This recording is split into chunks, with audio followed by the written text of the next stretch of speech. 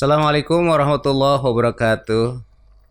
Sobat religi Ruang Ngariung Si Cepot, podcast kantor Kementerian Agama Kabupaten Bogor. Bagaimana kabar hari ini? Mudah-mudahan selalu sehat dan dimudahkan dalam berbagai aktivitas yang kita laksanakan. Amin ya rabbal alamin. Kali ini podcast kita akan berbincang-bincang mengenai hal-hal terkait kepenyuluhan. Nah, ini adalah hal yang sangat penting di Kementerian Agama. Kenapa? Karena penyuluh adalah sebagai garda terdepan untuk menjelaskan program-program kegiatan Kementerian Agama pada masyarakat secara umum. Nah, kali ini kita telah kedatangan tamu spesial nih ya. Biasanya kemarin kita tamunya dari madrasah terbaik lah di Bogor, di Kabupaten Bogor.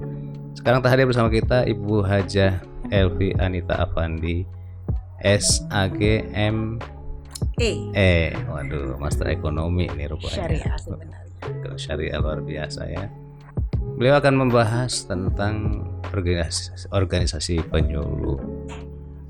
Assalamualaikum warahmatullahi wabarakatuh. Waalaikumsalam warahmatullahi wabarakatuh. Salam si cepot. Ini luar biasa, salam si cepot nih baru nih. Ya kalau di Sule itu kan ada one two hiji dua tilu der. Kalau Mas Dedi kan 5 4 3 2 1 close the door. Nah, ini harusnya nih salam si cepot. Ini penting nih, berarti kita nanti ke depan akan pakai nih. Ya, makasih nih masukannya ya, salam si cepot. Kita selama ini kan sobat religi gitu kan. Oke, baik, terima kasih nih. Namanya penyuluh biasanya banyak ide ya. Baik, Ibu Haji akan membahas mengenai organisasi penyuluh. Organisasi baru sebenarnya ya. Nah, ini kan sudah ada Pokjaluh, ya kan? Nah, kenapa ini harus ada organisasi baru? Kemudian itu untuk seluruh Indonesia kah? Lalu nanti bagaimana tuh kiprahnya? Nah, kita akan mendengarkan keterangannya bersama Bu Haji. Untuk itu mari kita simak apa yang akan beliau sampaikan. Baik, terima kasih Pak Hasan. Ini saya sering menyebut beliau ini di lingkungan Kementerian Agama sebagai juragan podcast karena beliau itu penanggung jawabnya. Bukan juragan empang ya. Jadi tema kita tentang organisasi profesi ya. Oke. Jadi begini Pak Hasan dan juga para pemirsa sekalian. Ini berarti tema kita ini bukan tema yang lingkupnya sempit ini ya. Ini berarti tema yang sifatnya nasional karena ini sudah menjadi isu nasional. Isu nasional, betul. Berarti karena ini podcastnya lahir pembahasan tentang organisasi profesi ini dari Kabupaten Bogor. Ini sama dengan Bogor untuk Indonesia. Bogor untuk Indonesia, betul. Ini Bogor untuk Indonesia ngomongin tentang pembentukan organisasi profesi jabatan fungsional penyuluh agama dan bagaimana nasib Pokjaluh. Nah, gitu ya. Itu benar. Gitu. Karena memang banyak ini Pak Hasan. Kawan-kawan kita di luar sana ya, dari kabupaten kota lain, dari provinsi lain itu juga nanyain ini bagaimana ini tentang organisasi profesi kita. Jadi karena kan kalau kita melihat di Penghulu misalnya, mereka sudah punya organisasi profesinya. APRI ya. Dan kayak Widya Iswara misalnya punya AKUI ya, itu. Dan asosiasi terkait organisasi-organisasi profesi tersebut. Jadi begini Pak Hasan, sebenarnya ketika lahirnya Permenpan nomor 13 tahun 2019 itu kan seluruh jabatan fungsional se-Indonesia harus membuat regulasi terkait jabatan fungsional masing-masing. Nah, alhamdulillah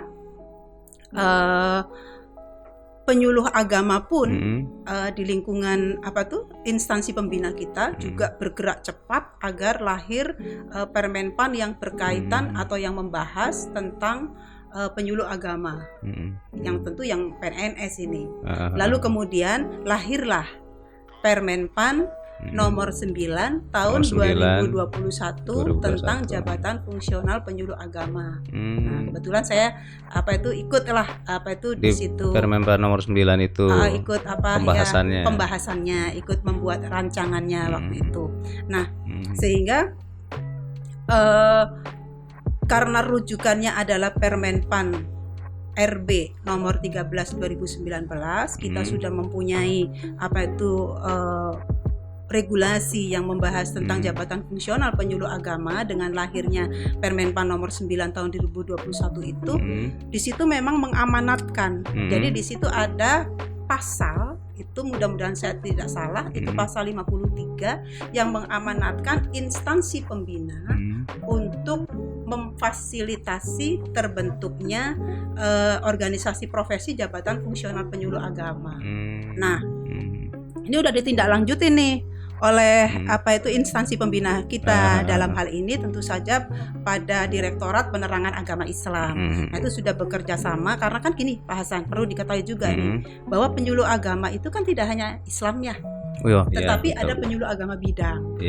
Di situ ada penyuluh agama Kristen, agama Hindu, agama Buddha, agama Islam. Nah, tentu karena nanti organisasi profesi ini lintas agama. Kalau Pokjalu kemarin itu kan sifatnya secara realita dia kan tidak mencakup semua agama ya, meskipun ada juga Pokjalu yang mencakup semua agama, tapi biasanya justru yang terjadi itu misalnya Pokjalu itu khusus yang Islam gitu kan. Masih terkotak-kotak masih lah. ada yang seperti itu, meskipun ada juga sih di beberapa tempat yang Pokjalunya tuh gabung gitu ya. Nah, kalau yang sekarang ini yang nanti amanat daripada Permenpan 9 2021 itu memang organisasi profesi itu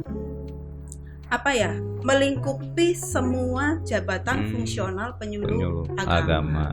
Nah, bahkan nanti ini kita udah memikirkan nih para perancang ini, karena kebetulan saya juga salah satu perancangnya terkait dengan organisasi profesi ini, pembentukannya seperti apa nantinya, itu memang sudah sampai pada taraf memikirkan bagaimana yang non PNS gitu. Kita kan punya yang non PNS ini. Nah, jadi karena nanti itu ke depannya itu mencakup semuanya, bukan hanya lintas agama tetapi juga lintas status kepegawaiannya ini PNS atau bukan ya kan. Sehingga nanti organisasi ini juga akan memayungi semua jabatan fungsional penyuluh agama. Mungkin nanti kita akan bahas lebih dalam lagi ketika nanti membahas tentang ADART-nya seperti apa. Nah, itu kan nanti akan kita bahas sampai ke sana bahasan. Jadi keanggotaannya seperti apa? Apakah penyuluh agama PNS saja?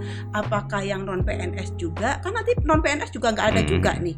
Ada wacana P3K. Nah, makanya bahasanya di dalam rancangan itu disebutkan nanti soal keanggotaan itu yang PNS dan bukan PNS, supaya yang P3K pun bisa kita naungi. Bahkan nanti itu juga ada kan dalam hal keanggotaan itu terkait misalnya yang sudah pensiun masih bisa nggak ikut di dalam asosiasi ini. Jadi seperti itu Pak Hasan. Jadi kembali lagi kepada tadi amanat dari Permenpan itu, tugas instansi pembina itu salah satunya adalah membuat atau memfasilitasi lahirnya atau pembentukan organisasi profesi tersebut. Ada lagi nih Pak Hasan terkait ini nih. Kan ada yang nanya nih di daerah-daerah ya. Bunda gimana nih Pokjalu kita, ya kan? Nah, ini betul. Pengukuhan gitu kan. Nah, ini mau pengukuhan ini. Saya bilang silakan aja dikukuhkan, nggak apa-apa, lanjut aja seperti itu. Baru saya mau nanya tuh. Barusan mau nanya apa nih barusan? Itu tadi. Jadi apa itu? Setelah ini resmi diberlakukan nih asosiasi atau apalah namanya nanti kan. Nah, itu Pokjalu tuh apa? Dipendam atau tinggal nama atau bagaimana tinggal gitu nama kan? Atau seperti apa nanti gitu kan. Jadi nanti mau tidak mau Pokjalu itu memang bubar ya. Bubar. Jadi yang saya sampaikan tadi terkait dengan jadi begini, sebelum benar-benar dibentuk ya kan asosiasi baru ini, yang saya maksudkan tadi kenapa saya bilang nanti sebelum ke nasibnya Pokjalu nih ya.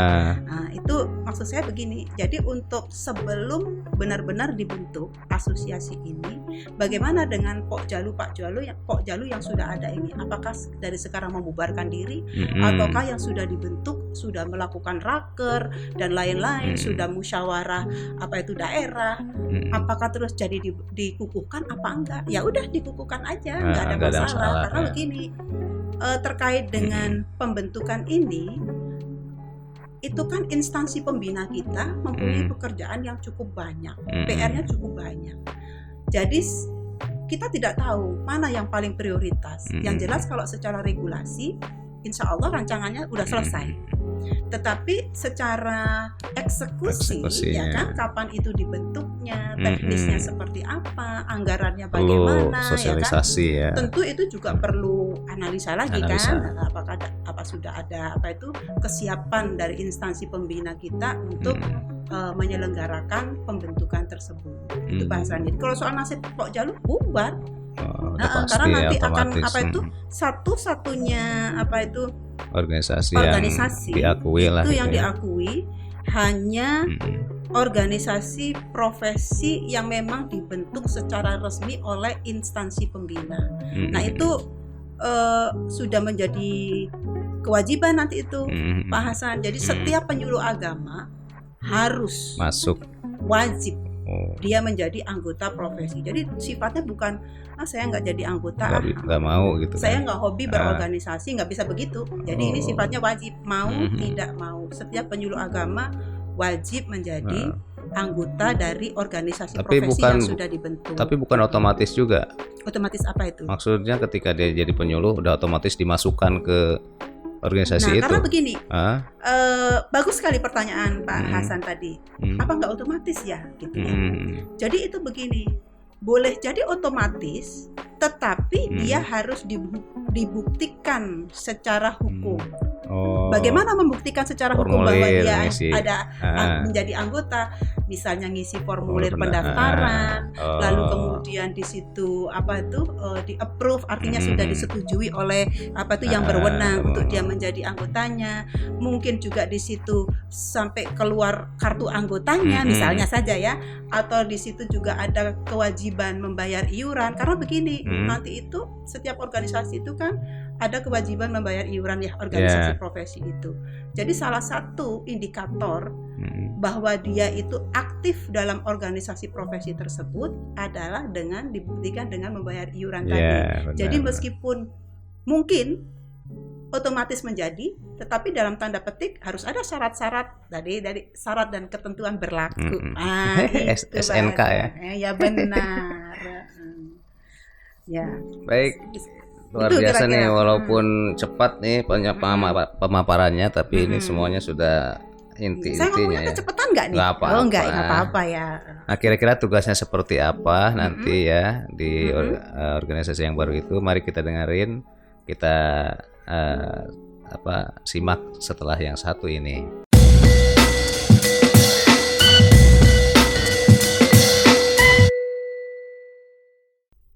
Baik Sobat Religi, kita belum tahu nih tugas-tugas organisasi profesi ini nanti seperti apa, Bun? Ya. Jadi begini, terbentuknya organisasi profesi tersebut itu diamanatkan untuk bisa menyusun kode etik dan kode perilaku profesi, itu satu. Jadi nanti kalau sudah terbentuk, dia diamanahin oleh regulasi menyusun kode etik dan kode perilaku profesi, satu. Lalu yang berikutnya adalah memberikan advokasi. Pendampingan bagi para penyuluh agama yang mungkin menghadapi permasalahan apapun. Itu bisa diadvokasi oleh organisasi profesi ini. Lalu yang ketiga itu memeriksa dan juga memberikan rekomendasi atas pelanggaran kode etik atau kode perilaku profesi. Jadi kalau misalnya ada pelanggaran gitu ya, nanti itu ada di situ ada semacam bagian ya. Kalau kami di situ di dalam rancangan itu disebutnya majelis yang menangani berbagai permasalahan itu. Jadi majelis itulah nanti Pak Hasan yang akan memberikan rekomendasi mau diapain ini karena adanya pelanggaran tersebut. Jadi tugasnya ada 3 itu Pak Hasan, menyusun kode etik, kode perilaku, memberikan advokasi, lalu kemudian memeriksa dan memberikan rekomendasi atas pelanggaran kode etik atau kode perilaku profesi. Itu Pak Hasan. Nah, kode etiknya itu seperti apa? Udah ada rumusannya apa bagaimana tuh? Kalau rumusan belum ya? Sudah juga nih rumusan ini. Jadi pokoknya kita mah tinggal ada dana, waktunya kapan, Mm. diselenggarakanlah nanti bagaimana penyelenggaraan pembentukan tersebut. Jadi kalau tadi Pak Hasan tadi tanya apa, lupa lagi aku Pak Hasan. Apa Itu tadi? yang kode etik itu apakah Apa nanti gitu-gitu semacam ya? kayak KMA? Oh, enggak. bukan. Jadi itu Bukan. nanti begini Pak Hasan. Mhm. Ketika itu dibentuk, ya kan, organisasi ini dibentuk, itu kan nanti diadakan musyawarah nasional, ya. Jadi entah namanya apapun juga itu. Jadi nanti instansi pembina memfasilitasi baik itu pendanaan dan lain-lainnya. Ya. Nah, terkait tadi hubungan instansi pembina dengan organisasi profesi ini seperti apa? Nah, kalau hubungannya sebenarnya hubungan antara organisasi profesi nanti yang dibentuk dengan instansi pembina itu lebih kepada koordinasi dan fasilitasi.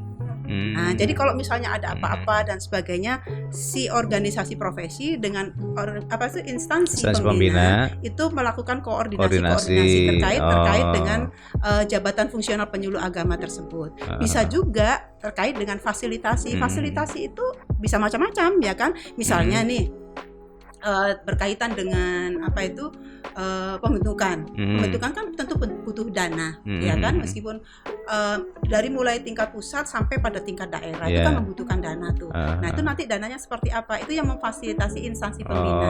Nah, ada lagi nih soal dana nih Pak Hasan. Misalnya apalagi ya terkait pendanaan itu, di samping terkait dengan pembentukan, instansi pembina itu juga harusnya memfasilitasi kegiatan-kegiatan pelatihan atau apa? Kalau kegiatan pelatihan itu masih di luar itu sih. Di luar masih ya? di luar itu, masih di luar itu. Masalah memfasilitasi terkait sekretariat. Saya baru gedungnya, ingat nih, untuk bangunan. Jadi nanti instansi pembina tidak boleh sudah dibentuk terus dibiarkan saja. Nah itu harus dibantu untuk pengadaan sekretariatnya. Misal di gedung Kemenag atau di mana lah gitu ya. Lebih bagus memang kita punya kantor sendiri. Tetapi andai pun belum juga punya kemampuan instansi pembina terhadap dana tersebut, bisa aja nanti nyempil atau diberilah satu ruangan untuk organisasi profesi tersebut. Nah itu bahasan terkait dengan hubungan kerjanya ya, hubungan kerjanya gitu. Ada yang belum saya jawab nggak tadi ya terkait apa tadi, kode etik atau apa tuh? Saya belum ingat nih. Nah kode etik tadi kan seperti apa? Tapi gitu kan ya? Tadi udah katanya kode etiknya ada. Sudah, kalau itu sudah ada. Sudah ada. Tapi itu, mungkin nanti ya.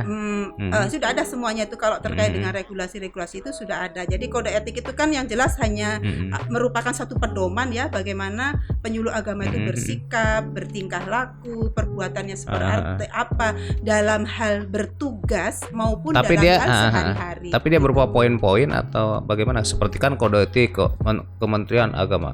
Pegawai Kementerian Agama 1, 2, 3 kayak gitu nggak nantinya? Kalau formatnya ya? Formatnya ya. Enggak kayak gitu ya. Saya sampaikan dulu nih. Jadi begini, nanti itu instansi pembina kan memfasilitasi si penyuluh agama untuk membentuk organisasi profesi. Mungkin lebih mudahnya nanti instansi pembina di tingkat pusat itu akan mendelegasikan kepada Pokjalu pusat untuk menyelenggarakan musyawarah tingkat nasional. Namanya apa saja bisa Munas, musyawarah nasional, bisa jadi namanya nanti itu kongres ya, kongres nasional penyuluh agama misalnya secara nasional juga yang di situ melibatkan penyuluh agama Islam, penyuluh agama Buddha dan semuanya lintas agama nanti duduk bersama di situ dalam kongres ataupun munas tersebut. Nah, munas inilah Pak Hasan yang akan melahirkan peraturan-peraturan terkait dengan organisasi. Gitu. Jadi apa saja di situ? Ada ADART, anggaran dasar anggaran rumah tangganya lahir dari munas tersebut. Lalu kode etik dan kode profesi, kode etik dan kode perilaku profesi penyuluh agama juga lahir di situ. Mungkin gitu. di situ juga sampai pada himne organisasi profesi itu apa, benderanya apa, logonya apa. Itu sampai ke situ. Ini Pak Hasan, itu semua akan dilahirkan oleh munas apapun namanya apapun namanya, apa itu kongres, itu bisa seperti itu. Nah sekarang mungkin pertanyaan terakhir nih untuk sesi kali ini, tata cara pembentukan, terus siapa saja yang duduk di dalam organisasi tersebut bagaimana tuh? Terkait dengan tata cara pembentukan ya. Jadi kalau tata cara pembentukan itu seperti ini Pak Hasan. Jadi nanti itu kan sudah jelas nanti ya pembentukan untuk di bawah-bawahnya itu sekali lagi difasilitasi oleh instansi pendidikan. Nah, itu nanti diatur tuh di dalam ADART-nya. Makanya yang terpenting adalah bagaimana Munas itu selesai dulu. Yang penting itu dulu tingkat Munas nasionalnya itu, ya. Tingkat nasional itu sudah selesai sampai lahirlah yang saya sebutkan tadi ADART dan sebagainya. Lalu dari anggaran dasar, anggaran rumah tangga yang sudah dilahirkan oleh Munas atau Kongres Nasional itulah menjadi dasar pembentukan organisasi profesi yang berada di bawahnya di tingkat provinsi, di tingkat kabupaten dan seterusnya seperti itu. Jadi nanti seperti itu ini Pak Hasan, modelnya seperti itu. Berarti nanti dibiayai dulu oleh instansi pembina atau bagaimana nanti tuh? Kalau misal seandainya mengadakan Munas atau apa? Ya, harusnya seperti harus itu. Ya, harusnya seperti harusnya. itu, terutama yang tingkat pusat nih, yang tingkat pusat. Yang penting itu kan lahir dulu, karena itu menjadi amanah. Jadi karena itu menjadi amanah dan negara ini yang mengamanahkan, bukan semata-mata Kementerian Agama, sehingga mau tidak mau memang negara harus menyediakan dana untuk menyelenggarakan kegiatan-kegiatan pembentukan organisasi profesi. Dan saya pikir bukan hanya penyuluh agama, Pak Hasan, yang harus ada organisasi profesi. Semua juga, ya. Jabatan fungsional seluruh Indonesia harus memiliki organisasi profesi. Karena memang amanahnya seperti itu di dalam Permenpan 13 tahun 2019-nya seperti itu. Nah, sesuai amanah tadi Permenpan 13 2021. Itu ada batas akhir pembentukan enggak? Misal nih harus segera dibentuk sekarang atau bagaimana gitu kan? Jadi begini, ada spare waktu yang diberikan oleh pemerintah karena kan setiap instansi kan tidak sama nih kemampuannya, sehingga ada spare waktu 5 tahun Pak Hasan. Jadi dari 5 tahun peraturan terkait dengan jabatan fungsional yang bersangkutan itu lahir, diberi spare waktu 5 tahun supaya membentuk organisasi tersebut. Cukup lama sih. Kalau kita misalnya di penyuluh agama itu lahirnya Permenpan 9 terkait jabatan fungsional penyuluh agama kan tahun 2021. Berarti 2016 nih ininya 2026. 26 betul. 2020 maaf. Aduh, udah tua nih Pak. Jadi 2026 itu batas paling akhir untuk menyelenggarakan itu. Tetapi kan kalau sesuai dengan kebutuhan tidak bisa kita menunggu itu ya. Lebih cepat. Idealnya lebih bagus ya. Ikan sepat, ikan gabus lebih cepat lebih bagus. Nah, itu Pak Hasan. Iya, betul, Bun. Begitu. Nah, terus ini terakhir nih. Namanya apa kira-kira nih? Kasih tahu enggak ya? Iya dong, kita kan pasti. Aduh, gimana nih? Kasih tahu enggaknya? Apa nanti aja nih? Nanti aja deh, soalnya kan gini Pak Hasan, maaf nih, Ibu juga harus cepat ini kalau ngomong nama dan lain-lain itu kan nanti ada pertanyaan-pertanyaan lain ya. Oke deh, mungkin nanti insya Allah ya kapanlah kita janjian lagi untuk podcast kembali. Siap. Oke Pak Hasan ya, saya boleh closing dulu nggak nih? Boleh. Silakan Bun. Ini apa yang mau disampaikan sama saya Sobat sampaikan Religi? Ya, tadi di awal saya sampaikan bahwa podcast Kementerian Agama Kabupaten Bogor itu adalah podcast Bogor untuk Indonesia. Jadi jangan lupa terus subscribe, share, apalagi like dan komen. Dan juga boleh juga nih siapapun juga boleh bertanya di komentarnya, nanti kita akan tanggapin itu ya. Oke. Saya pikir itu Pak Hasan. Ya, Ibu juga harus buru-buru nih. Demikian, terima kasih untuk semua perhatiannya. Sekali lagi jangan lupa subscribe terus ya link kita ini. Assalamualaikum warahmatullahi wabarakatuh. Waalaikumsalam warahmatullahi wabarakatuh. Sobat Religi, alhamdulillah ya, luar biasa pemaparannya. Sebenarnya kita pengen nanya lebih lanjut, tapi insya Allah kita akan lanjutkan di sesi berikutnya. Tadi seperti Bunda bilang ada salamnya. Salamnya gimana Bu? Salam si cepot. Iya. Salam si cepot. Demikian. Wassalamualaikum warahmatullahi wabarakatuh. Waalaikumsalam warahmatullahi wabarakatuh.